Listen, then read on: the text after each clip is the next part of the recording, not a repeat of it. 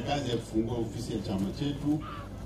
Kazi ya ofisi hii ni kubwa kuliko yote, ni kusikiliza maoni ya wanachama na wananchi wote.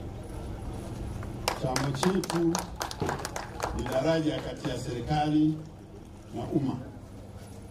Hiyo kazi yetu. Kama ingekuwa kuna udalali, sisi ndio tungekuwa dalali. Dalali wa kuunganisha watu na serikali. Serikali ikifanya vizuri tunaenda kwa kuielezea. Tunasema serikali imefanya vizuri. Kama hivi sasa hapa katika wilaya Shinyanga mjini na katika mkoa mzima wa Shinyanga, serikali ya Rais Samia Suluhu Hassan ambayo inaongozwa na CCM imefanya mambo makubwa, au sio? Nyinyi hapa mlikuwa mna hospitali. Imejengwa hospitali ya kisasa kabisa. Huko Mawaza. Sasa hakuna rufani kwenda Ugando. Ugando imesogea Shinyanga. Alafu amejenga vituo vya afya. Amejenga madarasa mengi ambayo yalikuwa yanajengwa kwa michango.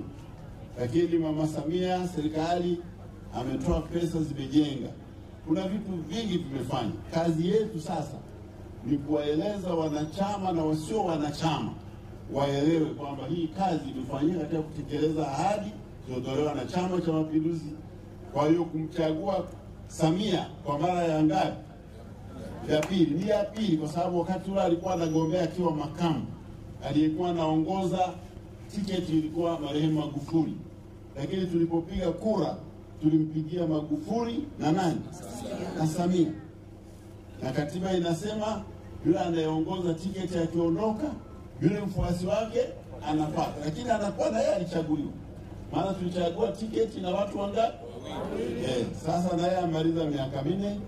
Katiba yetu inasema akikaa zaidi ya miaka 3 ana haki ya kupewa nafasi nyingine moja. Sasa ndio maana tunasema Samia mitano tena.